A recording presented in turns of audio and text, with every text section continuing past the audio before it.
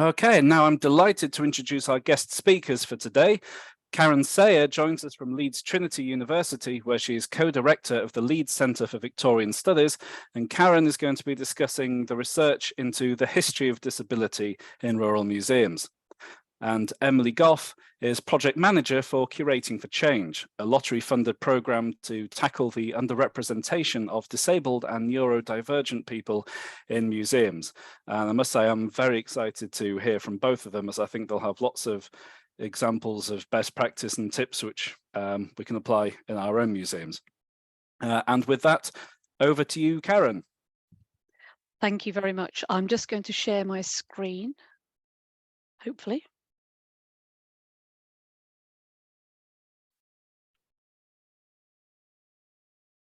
Okay, can everybody see that okay? Thank you. So what I'm going to be doing today is talking you through and reflecting on sensory histories associated with livestock management, also focusing in particular on hearing and hearing loss, and coupling that with some explorations around objects and sources from museums and archives in the network. And my basic question, where my starting point was, how might we discover the history of disability in rural museums, or indeed in the rural museums network? So this ought to be something that we can do relatively easily. The foundational thesis of many agricultural museums was rooted in agricultural innovation as a form of technical or scientific instruction in the 19th century, which, as with the historical subdiscipline of agricultural history, has meant that the subsequent focus of those collections has often been on the story of agriculture and agricultural change. But as was suggested by Sir William Henry Flower, the numerous historical documents and objects of interest connected with the country might not only be preserved from destruction, but also made available for study and reference in, and he was thinking here about local and county museums, and they were often the foundation for many rural museums. And what he said was that the aim would be to capture at the local level objects once in common use, such as, and his examples were candle snuffers, without which we could not exist in my childhood, now as extinct as the dodo. And that was when he was writing in 1898. So that was from his essays on museums and other subjects, as I said, in 1898. But it's this type of material, everyday, ordinary objects collected that represented common sort of social life, that you would hope to find within those collections of objects related to disability, because they are often very ordinary. And these are the sorts of objects that you find in the open air museums, which started to be founded in the 19th century and often include material culture. So local and rural museums ought to be good places to find objects relating to disability. So that's my starting point, are they? So just to say, historians have been working for a while on disability history. The origins of disability comes from disability activism and rights at the end of the last quarter of the 20th century, that also formed the discipline of disability studies. And the two things have come together to begin to question the social construction, the cultural construction of disability, so that it's not just vested in an individual's physical, biological, empirical experience, but actually disability is often co-constructed or primarily constructed through the society, the culture, and therefore the period in which they live. So the original work done in disability history, it began with medical histories and histories of science, which often focused on the idea of progress or the form of the discovery of a particular disability. That, as I have to say, was sort of the early to mid 20th century. Then we begin to see narratives emerging of the idea of achievements or overcoming a disability.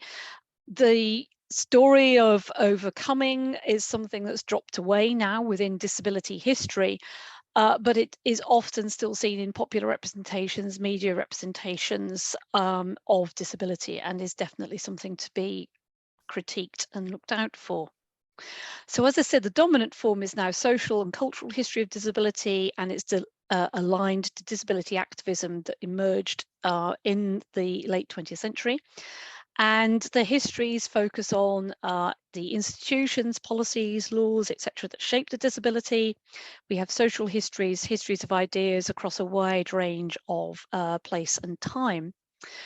You also get histories that do focus on the technology, but this is not about the history of science in the sense of progress or discovery.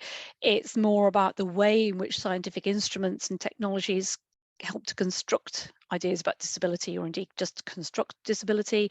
So we have Corinne Maguire's work on measurements and insurance, for example, measurement instruments, that is, and insurance claims. We also have a lot of focuses on the legacies of war. There was a lot of work done around the First World War, for example, and the ways that shaped constructions of disability in the interwar period.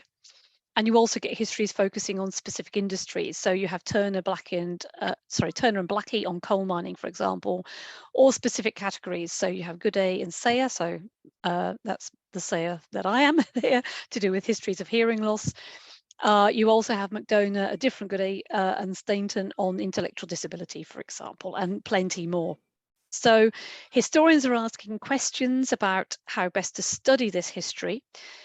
And it's worth bearing in mind that it challenges the discipline as a process to think about writing disability history, because when you're writing the history, you can also end up adding to constructions of disability.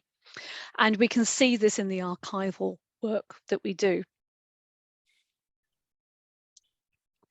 So my presentation today, the thesis is quite simple. It's that you can find disability history within the museum collections, including the Rural Museums Network's collections. I'm going to look at this by focusing on a case study, which is to do with livestock, hence the title, Listening to Livestock. And I'll be looking at the collections that I could draw on to write that, Disability in Rural Museums. So it's part 1 and the part 2. And the argument overall is that historians of disability, archivists and museums professionals need to work together to address disability history. So, as I said, the thesis is simple. You can find disability history in these collections, but archives, catalogues and museum collections do reflect historical perceptions of disability at the time that they were curated. And therefore, in their existing catalogues, those perceptions continue to have a legacy that we need to think about, because they can still contribute to constructions of disability today. But this is something that historians and museum professionals can and should work on collaboratively to address. So, listening to livestock.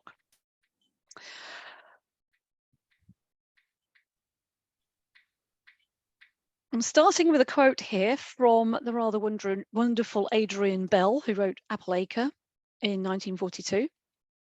Sunday morning, he says, the air full of roses, but it is blue cotton trousers for me. I hear the voice of my neighbour calling his cattle to milking. All the birds are singing, then the voice of the man calling, and in answer, the boom of a cow. Now, we perhaps normally think of the sounds of the country in this way, a relatively bucolic image potentially of an observer of pastoral life. If we dig into this, we can start to consider the descriptive language used to capture animals' voices, animal vocalization, and we begin to gather some incidental evidence. We have a cow responding to the call of a farmer in a boom. In other words, farmer and livestock call and respond to each other. There's a vocalization from both of them. The meaning of the boom, so-called, depends on the auditor, whether this be the lay visitor, in other words, Adrian Bell in this case, or the cowman. It would mean different things to each of them. The cowman is listening as an expert, skilled auditor, whereas the visitor obviously is just appreciating the aesthetics of the boom. And both of these things begin to be inflected in and through disability. When you start to think about the potential loss of hearing of somebody who's been hearing through their life, and perhaps through injury, illness, or old age starts to lose, as they see it, their hearing. Both of these meanings, both of these inflections would change.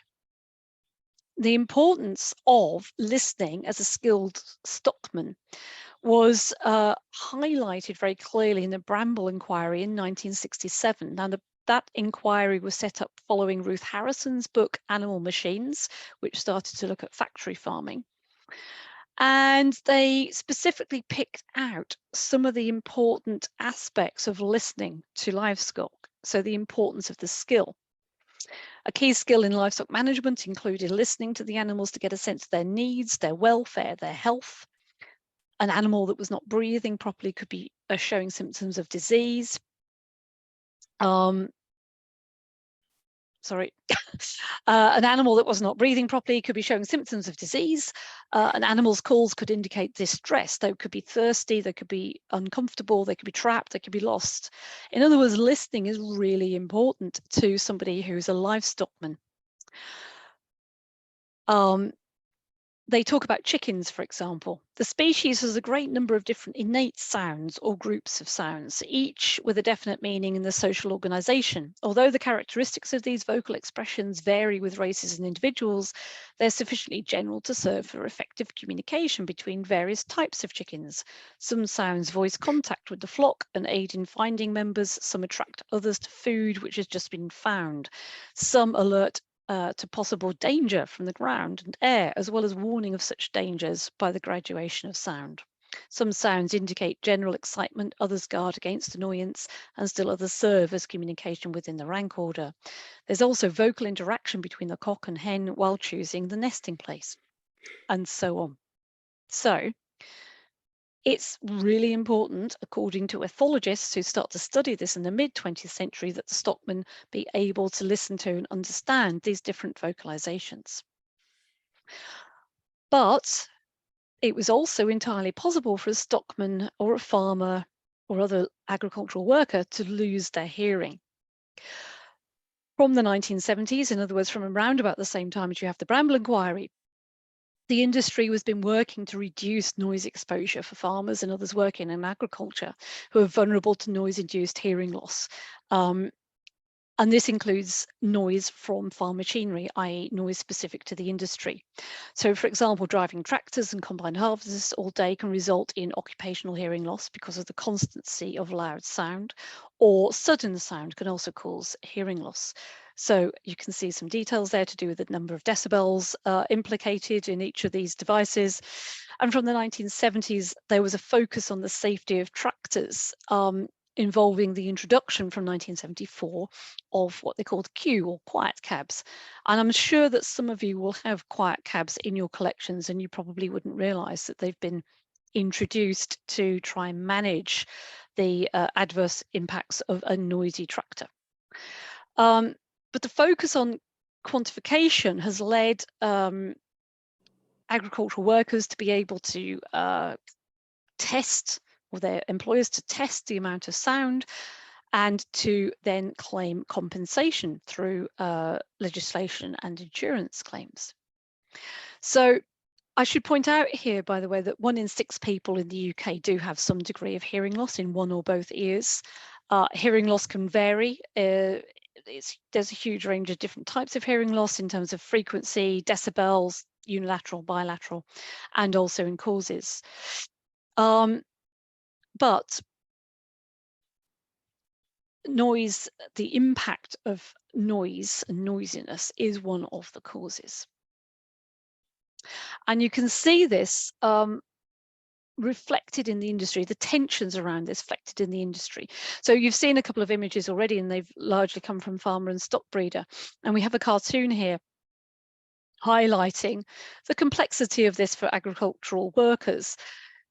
In other words, I'm sure this tractor driver, by the way, ought to be using his mirrors and therefore not to have reversed onto the farmer who's swearing in the background. But apart from that, you can see the tensions. There's humour highlighting the apparent necessity of listening to what's going on around you whilst doing your work, so that you don't just protect your hearing and that's the end of it. There may be something more complicated going on. In the industry, old equipment would also be running at the same time as new equipment, and though this would have mitigated the risks, in some cases you will still see people exposed to very high levels of noise. So, for example, if you work with livestock specifically, which we're looking at today, pig vocalizations can range between 85 to 115 decibels at feeding time, which has particularly high impact in enclosed and intensive housing. Other operations in pig care are also noisy, for example, using pressure sprayers and hoses for cleaning down housing. And when you're feeding cattle, you've got machinery and feeder wagons resulting in 88 decibels. So there's plenty of opportunity to have an experienced hearing loss working with livestock. And measurement becomes a key element of the definition of the disability of hearing loss at this point, when linked to industrial accidents, compensation and insurance claims. The technical equipment used to measure hearing loss helped to construct the disability, according to Corinne Maguire, who's looked at this in Measuring Difference, Numbering Normal, which is a recent publication from 2020. So this is just as true in farming as it is in other industries. So I'm not going to go any further with the listening to livestock specifically, but just to say, listening to farm animals acquired a range of meanings in the 20th century. Some of them are technical, to do with decibel measurements, some of them implicated in the skill of stockmanship for welfare and health. And the latter was initially treated as innate or embodied, and a good stockman was good at listening to his stock, but increasingly seen as something that was quantifiable and could be acquired as knowledge. You could learn to listen to your stock. But what initially was suggestive of sympathy with livestock became increasingly important to work categories. In other words, hearing could be lost and compensated for. And this links through to wider debates about formalized knowledge, measurement and skill, and also those constructions of disability. So that's to say nothing of the other actors in the field, by the way, the dogs who are trained to respond to human whistles, the cow answering at the call, and the farmer of the farm with their boom. So it is possible to write disability history using the materials in rural museums. For instance, text-based collections like Farmer and Stock Breeder, and the history will be there even in the mechanical equipment such as Q cabs on tractors. But there are some other issues that I need to bring you to your attention about this, to do with the collections. The image here is from a collection that I helped to curate at the Thackeray Medical Museum, which is a specialist resource in Leeds. Museums, libraries, galleries contribute to historians' research in the field through archival and object collections. Some of them are specialists, like the Thackeray Medical Museum. Others have objects in their collections that are linked directly to disability but may not be aware of them. You've got a number of issues, particularly survivability bias. So objects tend to end up in collections because they're exceptions to the rule.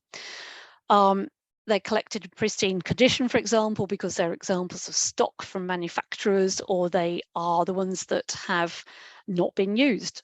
Whereas the ones that are used are often used to destruction and therefore not likely to use in the museum, survive in the museum's collections. And this makes it very hard to treat this material as representative of a wider experience. There are also issues to do with finding the objects, and this depends on the cataloguing, often that has taken place at accession. And any review of the catalogue obviously is quite resource intensive and probably isn't going to happen. If an object is at all ambiguous, for example, you might have a trumpet that's shaped, a trumpet-shaped horn, as in the horn of a cow. It may or may not have been used as a hearing horn, whether you've got the time to go back and assess that or reassess that is quite a vexed issue in terms of the resourcing. The range of sources, as I've set out here, is potentially very wide, and it can include incidental evidence as well as direct evidence of experience of disabled people and constructions of disability. But there are some very complex ethical questions as well, and you'll see that with reference to the last bullet point on that slide to do with the remains. So some collections, this is not going to be specific probably to the Rural Museums Network, but some collections do include human remains, human specimens collected often in the 19th century and used for scientific study frequently.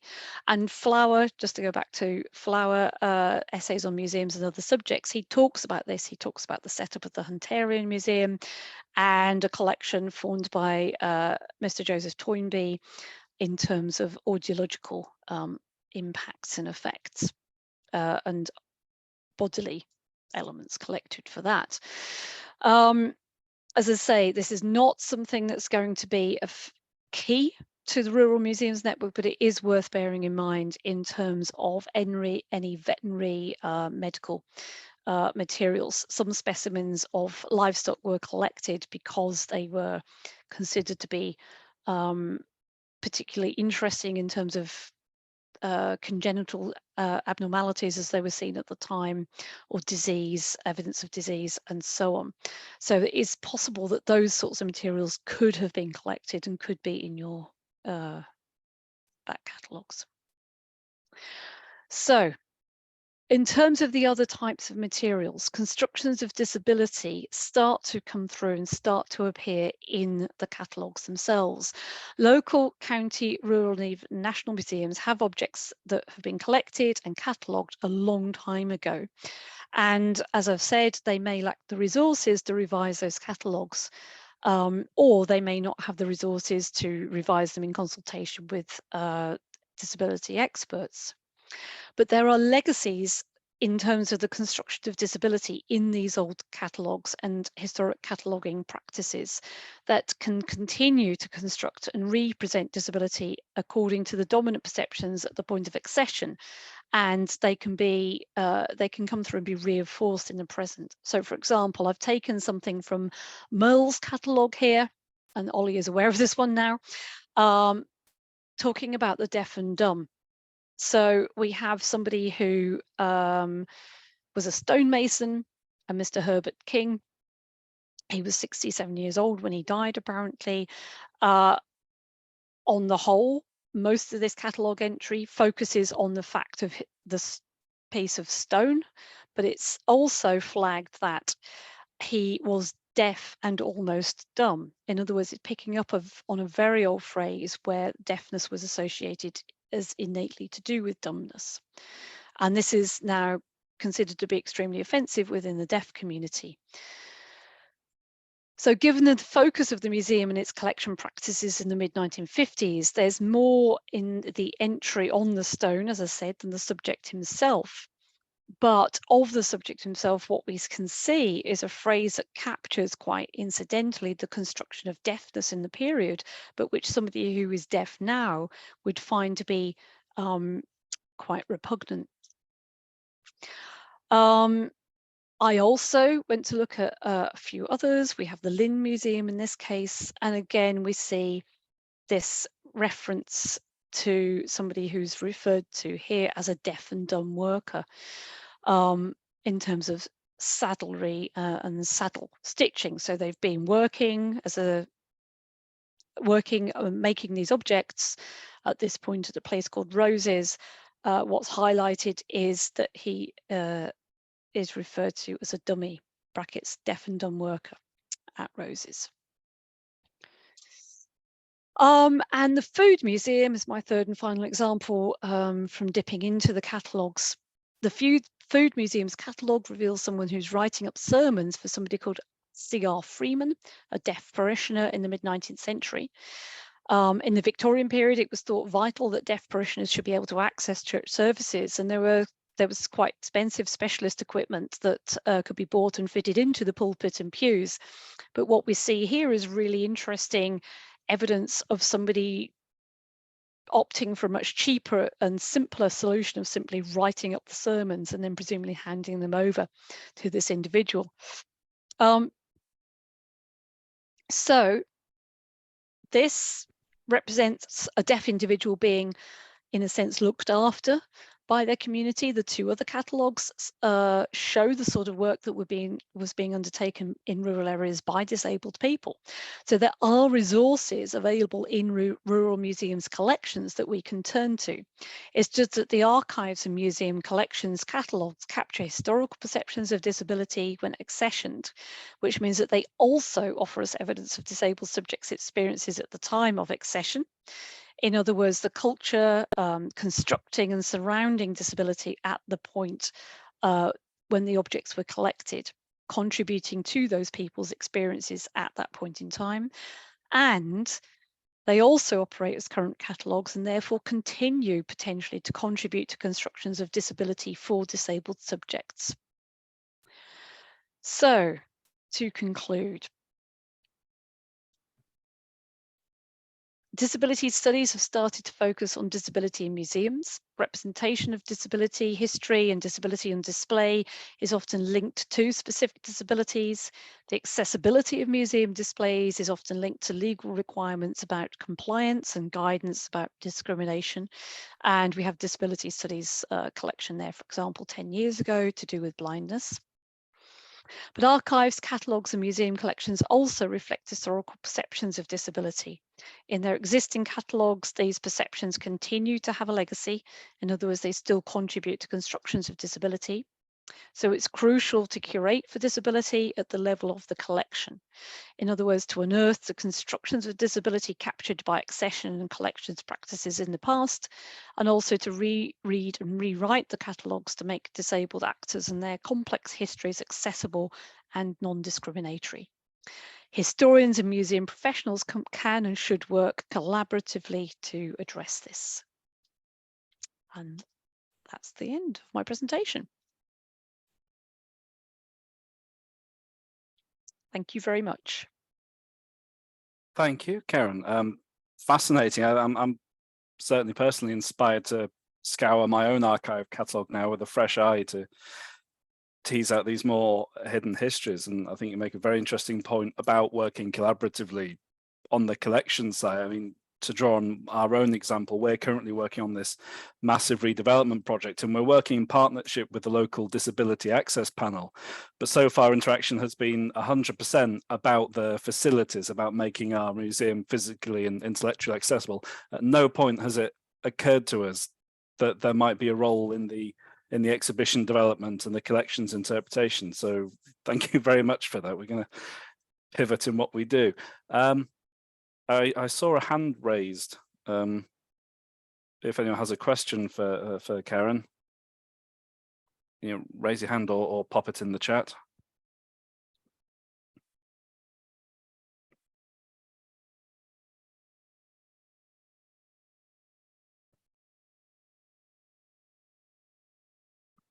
Maybe the hand was raised by accident.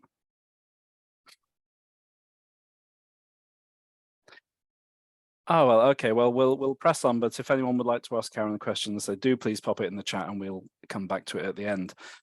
In the meantime, I'm very pleased to introduce our second guest speaker, Emily. Over to you. Thank you, David. I'll just share my screen here for you all. So thank you very much for my introduction at the beginning of today's session. My name is Emily Goff. I'm project manager for Curating for Change, and I'm going to do a quick presentation today all about creating more diverse workforces. And I really hope that will carry on from Karen's presentation, because she really emphasised there how important it is to work with disabled people to ensure that disability histories are well represented within your collections. And so Curating for Change are going that step forward to create strong career pathways for deaf, disabled and neurodivergent curators in museums. So who am I? I've described myself. We also feel it's best practice to give a visual description of ourselves. So I am a white woman in my mid-30s. I have shoulder length brown hair with a fringe. And behind me, I've got a banner that is promoting Curating for Change, and that is in an orange colour. During the presentation today, I'll have a few images on screen. I will do my best to visually describe those, and I will also read all the text on the PowerPoint presentation that I have. I'll be showing some pre-filmed content, and that is subtitled and BSL interpreted for you today. So I'll speak for about 20 minutes, and then there'll be some time for questions at the end. So as David said, if you can put those questions in the chat, because I can't monitor them while I'm speaking, and then David will be able to start those conversations off when we get to the end of the presentation. So what will we cover? Now, I want this session for everyone attending to go away with something really practical that they can enact within their organisations. So we're going to start off reflecting a little bit about what equitable recruitment looks like and why it is necessary within the museum sector. I've got an item from our equitable recruitment toolkit, which is interviews. We're going to be taking a deep dive into how you can make your interviews more equitable for all those involved. And that's not where we're going to stop, because I think it's important that without the environment being right within your organisations, you can't expect that individual, your colleague, to stay in role. So there's a little tip, access riders that you can use to meet the requirements of your colleagues in role. Very short slide on reflective practice, a few things I'm going to send you away to do. And then our final slide is keeping in touch. How can you find out more about what Curating for Change is doing and maybe attend our next sector forum? So first off, I'd like to introduce you to our Curating for Change Fellows. Now, as I mentioned, the Curating for Change programme tackles the serious underrepresentation of deaf, disabled and neurodivergent people within our museums. And by doing this, we are hosting 8 curatorial fellowships for 18 months and 8 40-day traineeships in 20 partner museums across England. So this wonderful image that we have on the screen here is of 7 of our 8 curatorial fellows. So starting from left to right, seated in front is Suchitra Chatterjee. She is our fellow at Chatham Historic Dockyard. Standing behind Suchitra is Amy Thraves-Connor, and I've seen that she's joining us today, I think, in the participants. She is fellow at the National Railway Museum. We've got in the middle of the image Jack Guy, who is fellow at Hastings. And next to him is Claudia Davies. She is fellow at Black Country Living Museum. Next to her, we have Amelia Silver. She is fellow at the Thackeray Museum, which Karen spoke about earlier. Next to her with the pink hair, that is Iris Serendi. She is fellow at the Museum of Liverpool. And seated in front is Carl Jordan, and he is our fellow at the Ashmolean and Pitt Rivers Museums. So they, as you can hear from some of the organisations that they are working within, it was really our aim to demonstrate that any museum, whatever its size, type, location, can open up access to deaf, disabled and neurodivergent people within their workforce. So what is equitable recruitment and why is it necessary? So Curating for Change is hosted by a visual arts organisation, Screen South, which is based in Folkestone in Kent. And it's really the brainchild of our head of Accentuate, Esther Fox. So Esther wasn't able to join us today, but we do have this fantastic keynote that she delivered for our most recent sector forum. So I'm just going to play you a section of this, but there is a link below where you can access the rest of this content at another time. So I'll just get started. People need to rethink recruitment. Aren't our Okay. Process is already fair and robust. Hasn't there already been a lot of work done around equal opportunities? And with schemes like Disability Confident, are we not already giving disabled people a fair chance and perhaps even more favourable odds? Well, if that is the case, why isn't it working? And it clearly isn't working. Arts Council England statistics show that only 4% of those working in museums are disabled, despite forming 19% of the working age population. But this isn't just about statistics, even though underrepresentation purely in terms of numbers is shocking. That's only part of the story. It's about why we need and want disabled people in our workforce that is important. This is when we move from equality to equity, where we value what disabled people have to offer the sector. When we approach recruitment with an equity perspective, rather than just one of equality, we are able to recognise the nuances. We also start to understand that we not only need to create circumstances for people to be able to survive in the workplace, but that we should be what we should be doing is creating an ecology where people can thrive. This will not only benefit them and their professional development, but it will benefit our organisations too.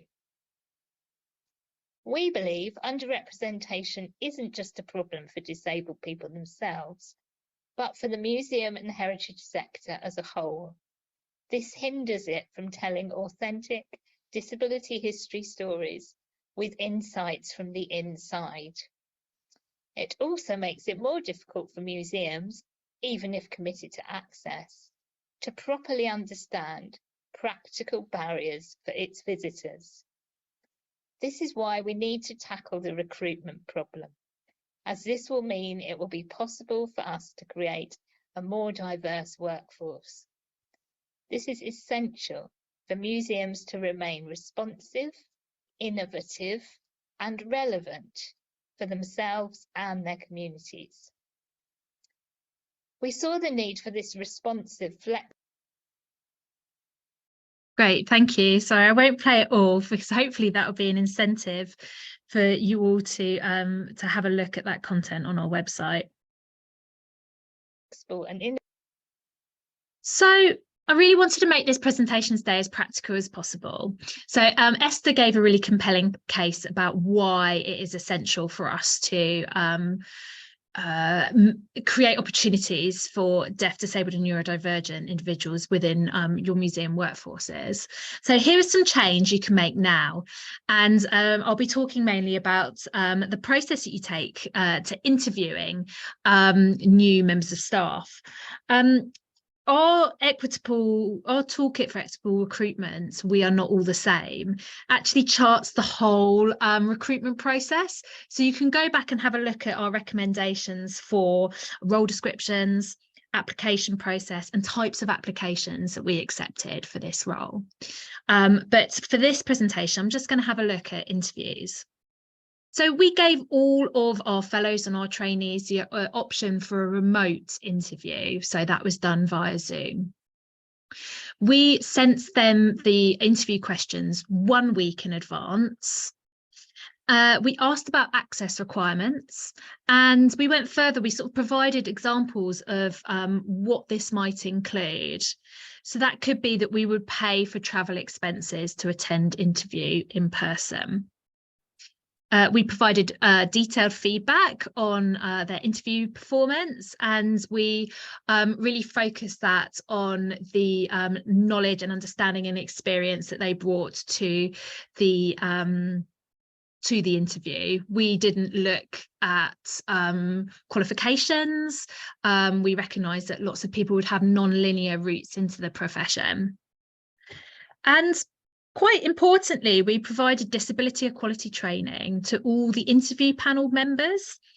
And this was important for people to sort of look beyond the way that people maybe immediately present themselves. And I think that was really important for lots of people that hadn't maybe got the experience of working with or interviewing maybe neurodivergent individuals. So once we've got that individual in role, it's not enough to simply just adapt your recruitment approach. You've got to make sure that the right environment is in place to ensure that your new colleague remains in role and continues to thrive. So one change you can make now is with access riders. So when we had a new member of staff, a fellow or a trainee, before we got through to them starting in role, we had an access rider meeting. So we completed that as part of their onboarding process before starting in role. So this was completed with, for us, it was a virtual meeting with the employee and the line manager and any other stakeholders if relevant. And this enabled us to identify possible practical resources and workplace adjustments to allow these Curating for Change employees to really thrive in role. Now, it's important to use and review this access rider regularly, understand that it's not a static document, and it should change as an employee's needs change or if their physical environment around them changes. And it should be revisited, especially if you maybe are going through a restructure in your organisation, if there's a change in line management or their kind of office space environment as well. And so for a way to check in and have this access rider regularly reviewed, Michelle Taylor, who's a trainer that we work very regularly with, recommends that the access riders added to that one-to-one line manager check-in. So you deal with your points and then you always revisit the access rider at the end of every meeting. So what does an access rider look like? So we had 4 broad columns, which were great jumping off points for having conversations. So this table that I'm sharing on screen now, this is created for a fictional fellow or a fictional employee. So the first column is titled laptop and software, and that identified that the laptop would be provided by a host museum. But there were various software and hardware items that would be useful as an access requirement for that individual. So Dragon software, text help, a headset, and they're identified as items that we could get put through an access to work claim. So I'll talk through the access to work claims as well. The second column focuses on furniture and working space. So it was identified for this individual, they required a quiet working space for using their computer software, an ergonomic chair with a headrest, lots of natural lighting, and they may need to take regular breaks. Third column focuses on their working arrangements, accommodation and travel. So this hybrid fellow would be working on a hybrid basis with 2 days at the museum, 3 days at home, but they would require an on-site staff pass and parking for their access requirements. And finally, the last column focuses on communication. So it's a really good opportunity to have a discussion about how people prefer to communicate when they're at work. So this fictional fellow prefers to use email and would rather not have any unscheduled telephone calls. Every meeting that they attend, it is helpful for them to have that supplemented with written notes and actions afterwards. Now, we were catching up a little bit earlier before everyone joined the meeting, and Karen said to me, "Oh, Curating for Change, you're great. You've got loads of money, haven't you? You can get all this stuff done." And it was really interesting because there are ways, there are resources, there are kind of places that you can go to if you have access requirements for your colleagues that are going to require some significant spend. But I hope you can also see within this access rider document, there are lots of very quick, easy, inexpensive things that you can do that will really improve the working environment for an individual. Sort of marking out a quiet working space, making sure maybe that meetings don't go on for longer than an hour, and if they do, that there is a break programmed into it. And I think that's important as well, thinking about equity, because these are requirements that don't always just benefit somebody with a diagnosis. These are sort of practical workplace adjustments that are beneficial for everybody, really. So as I said, if there are more costly items that you are looking at to support your colleague, you could make an access to work claim. So they have funded some of our fellows in role, and these are some of the things that they've been able to offer us. So computer software for that individual, training opportunities for staff, so not just the individual, your whole organisation could get disability equality, disability awareness training if required to support that colleague in role. We have one fellow that has funding through Access to Work for a 25-hour-a-week admin support worker. So it's funded a whole extra member of staff to enable that individual to complete their role. They have made significant contributions towards accommodation so that disabled people interested in the roles that we're offering don't have to relocate. And also accessible travel provision. We have one fellow that has a taxi funded from their home to their place of work from Brighton to Chatham, so it's quite a long way, and Access to Work will cover that. So a couple of things that's probably worthwhile bearing in mind when dealing with Access to Work is that they prefer to liaise with the individual accessing the provision rather than the organisation they're going to work in. And for you as an employer, it's a really good idea to arrange a start date and a contract to evidence that they have an offer of employment, and to give that date, because that will move their caseworker allocation up the line. And we've found from experience that when we've made an Access to Work claim after an individual's been enrolled, it has taken up to 6 months for that resource to be put in place. So I hope I'll just give you a moment to for some reflections. Maybe jot this down as something to do after the meeting today. But I'd really like you to take 1 or 2 items from this presentation that have really made you think, and take them and share them with somebody else in your organisation today. Could be a quick email, it could be a quick chat in the kitchen area. Think strategically about who you want to hear that from, who you want to sort of who do you want to hear that within your organisation? Is it someone from your HR department? Is it a senior manager? So take 1 or 2 items and share that with somebody else. I'd also like you to get up your Outlook calendars now, if you've got them, if you're on your laptops, and put in 30 minutes in your diary next week to read over our We Are Not the Same action plan. I'm happy to share this presentation as well. And put that 30 minutes in with a cup of tea with somebody else from your organisation, and start really looking at how some of the toolkits would work and intersect with your organisation, and some other changes you feel that you can make now. So please do keep in touch with the Curating for Change project. We are a Heritage Lottery funded project, and we are running until April 2024. It is a huge shame that it is not something that we can continue beyond that date, but we are really keen to share as much of our experience and practice as we possibly can before our funding runs out.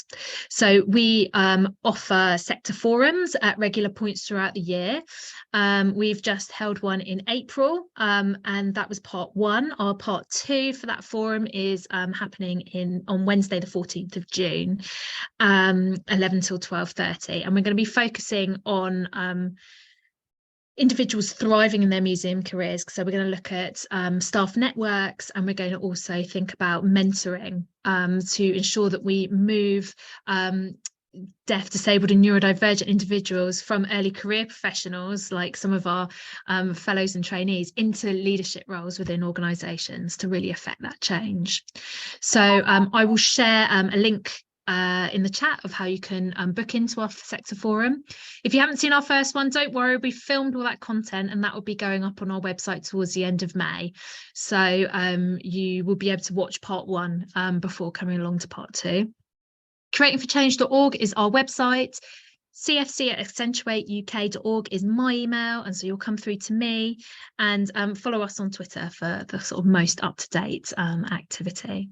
So thank you very much. I'll stop sharing my screen and yeah, open the floor to questions. Thank you very much, Emily. Fascinating. I think we're all going to be going away with an awful lot of food for thought, and certainly looking a lot more into curating for change. So thank you. As Emily says, if anyone has a question for Emily or Karen, do please pop them in the chat. But in the meantime, we have a couple of questions which came in earlier. So as a recent graduate with a chronic illness or disability wanting to work in the arts and heritage sector, I am looking for advice on ways to gain relevant experience for museum and heritage jobs. Most entry-level positions want you to have had previous experience in heritage roles or working within museums. Do you have any recommendations for pathways or organisations that would allow me to gain experience without having a negative impact on my health, i.e. are accessible and accommodating for disabled young people? I think there have been a number of similar smaller scale initiatives like ours, but they haven't been able to offer so many roles associated, and they can tend to be sort of based within smaller organisations. So that I do know some of the people that have been involved with our trainee programme have applied for those, and then again they haven't been. The problem is that lots of people have had more experience, and then we're in this experience trap where we've ended up, you know, maybe not. Yeah, lots of people would be very good for the role, not sort of being able to qualify for that. So, yeah, it's really, really tough. I think volunteering is something that always everybody mentions within the sector to get into an organisation, but I'd recommend maybe being a bit of a volunteer tourist. My background is in volunteer management, and so I think, why don't you try out lots of different types of organisations? So think about collections, think about nationals, independents, local authority run, and build your experience in that way. So you're not just getting a volunteering role, and you're building your experience in terms of working with different types of collections and different organisations, and it will help you hone in exactly where you might like to work or what opportunities you might like to look for in the future.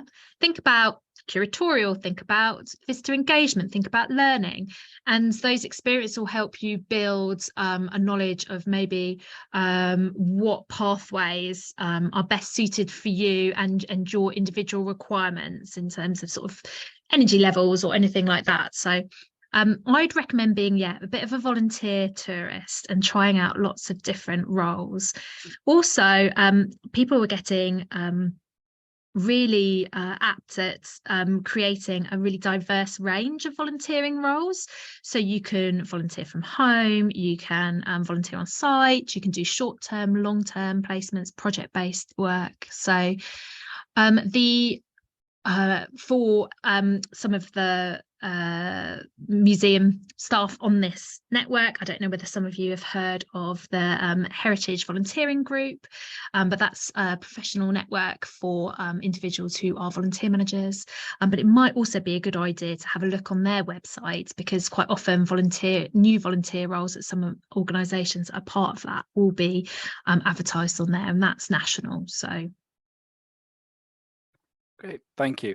There's a recommendation in the chat to look for things that jobs and volunteering opportunities that specifically target disabled people, and charities such as Scope do help disabled people into work. So thanks for that advice there. Another question just popped in the chat. Are there any particular websites or publications that people with disabilities seeking jobs in the heritage sector go to? I'm not sure. I don't know if anybody else knows and wants to put anything in the chat. I think maybe, yeah, some of those other organisations you mentioned that somebody was like was put into the chat was great. But I think also I would encourage and empower you to apply for anything that you want to do. Don't just select roles that are targeting disabled people, because as I've outlined in my presentation, and it's hard, it really is hard to go into an organisation that you're not familiar with and advocate for yourself and what you need. But there are ways for organisations to effectively and cost effectively put in the requirements you may need to be able to undertake that role.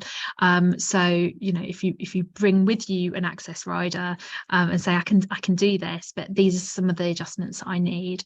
And I think one of the recommendations that Michelle Taylor, our trainer, recommends is organisations should embed flexibility, and actually that flexibility is going to really benefit people who are looking at roles who also have a lived experience of a disability.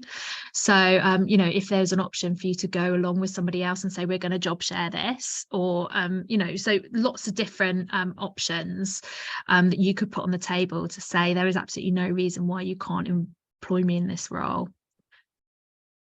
I think Amy in the chat points us to careerswithdisabilities.com as a useful website for pursuing that. Hi, so, Amy. I don't know whether you want to come on. Come there she is. So you look a bit of a mess at the moment. So Amy is our Curating for Change Fellow at the National Railway Museum. So it's nice to have her here today, because I always try within my presentations to reflect on the lived experience of our fellows. And so it's really nice that you're able to attend. Yeah. To someone who was asking about like jobs for people with disabilities, I'm not sure if you've got like a particular sector. I mean, probably the heritage sector, but Channel 4 are currently recruiting for a batch of traineeships in TV production and TV research through their Channel 4 training scheme. I'll find the link and I'll put it in the chat in a minute. I can't remember the exact name of it, but I'll just do that now. But yeah, I'm the Curating for Change Fellow at the Railway Museum.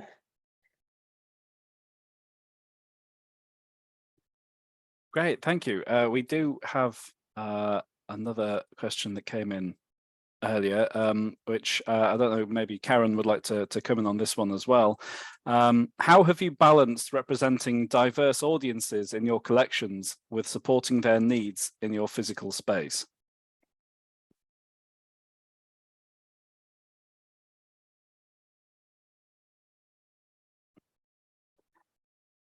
I mean, I think this is something that certainly our organisation, as it goes through its big redevelopment, is very much focusing on.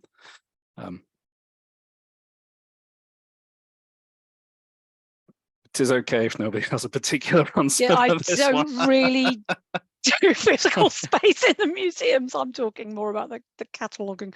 But I guess I'm trying to say it's important to, look at the catalogues. In fact, I'm saying don't just look at the physical space. Do look at the structure of knowledge, look at what's going on behind the scenes in order to find those histories, and don't look just for, sort of individual cases that you could turn into some nice, neat museum display. Look for anything and everything to do with disability within the collection as a whole. You might need a thesaurus. Actually, this would be a good tip. Get a thesaurus together, compile your own thesaurus of the sorts of words that would have been used at different points when your museum was accessioning collections, and see what kinds of words were being used at that time, and then do keyword searches on that. And then that may surface materials, objects, archival documents in a way that just using today's language wouldn't do. And that's really interesting, Karen, as well, because some of that language is quite triggering. And also, you know, if you are an individual with a lived experience of disability, it can be quite a difficult read. And we haven't done any work on that yet, but I think it's definitely something that we want to kind of release a statement on. But I know that University of Leicester has done some work on that.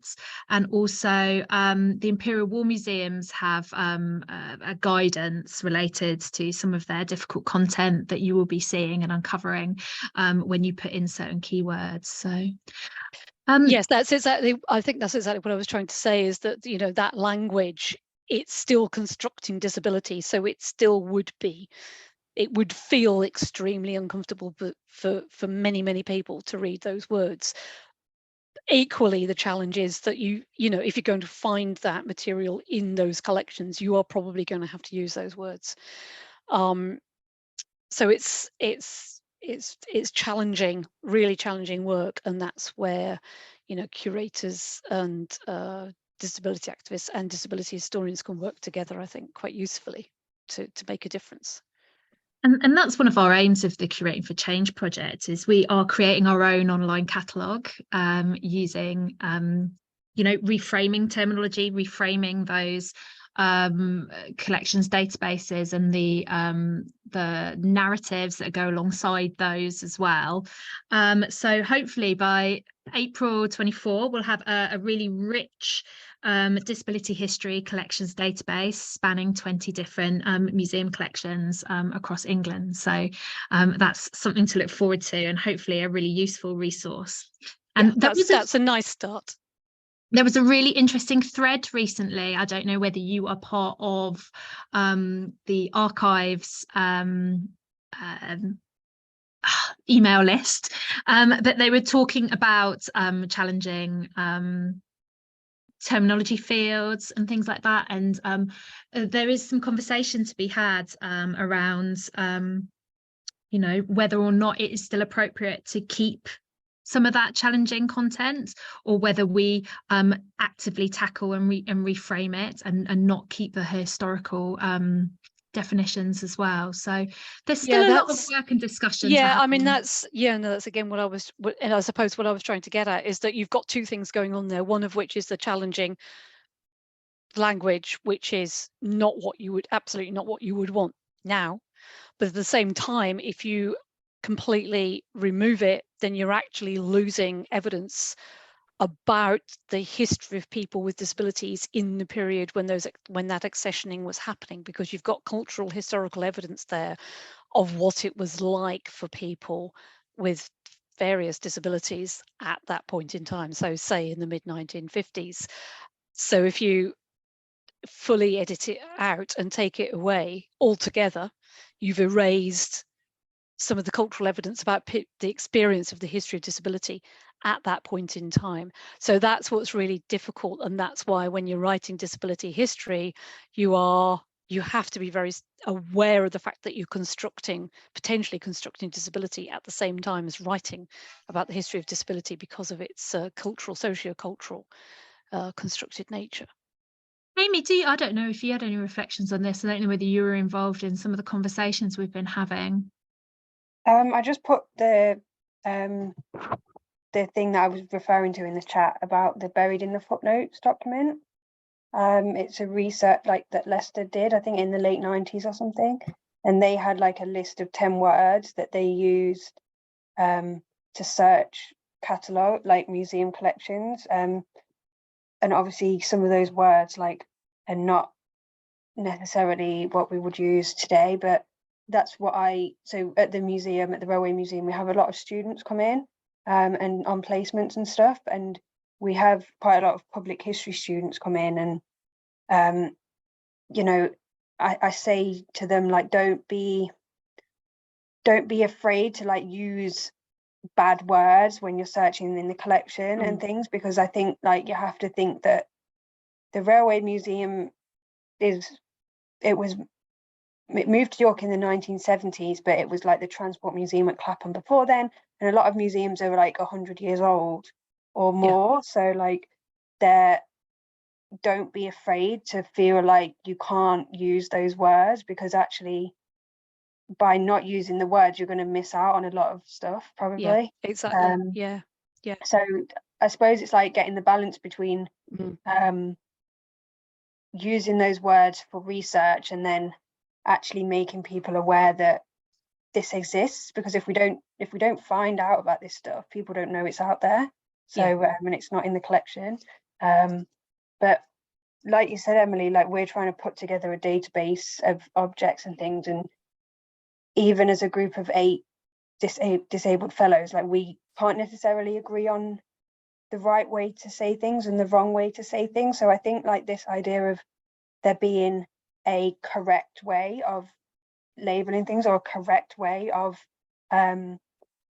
interpreting things is not very accurate, really, because we're all individual, and you know there's a lot of words that are being reclaimed within like the disability sphere at the moment, and you know reclaiming things and reclaiming slurs. And I think in some ways we need to just not be so, I don't know, like not be so pussyfooted about it in some ways. Like I don't know if that makes sense, but you're not going to be able to please everyone, and you're not going to be able to make everything perfect for everyone. And I think that in itself brings out interesting questions about the and interesting points about the breadth of disabled people. Like we're not this homogenous group of people who think the same way and have the same ideas, and language reflects that. So I think that's a really interesting point as well.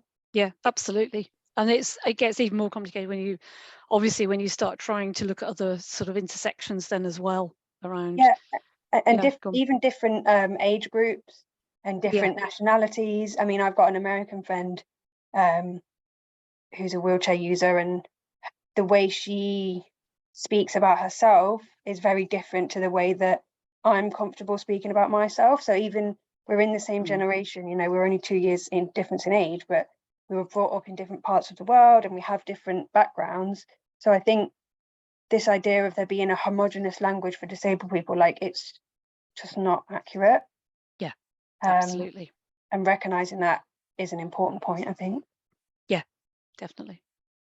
Well, I think what's really emerging from this is how important it is not just to have these conversations, but to keep having them and sustain some progress. I think that pretty much draws us to a close. I don't think there's any more questions in the chat. So I'd just like to say thank you very much to Karen, Emily, and Amy for your contributions today. I mean, my to-do list off the back of this seminar is astonishing. Thank you very much for all your contributions.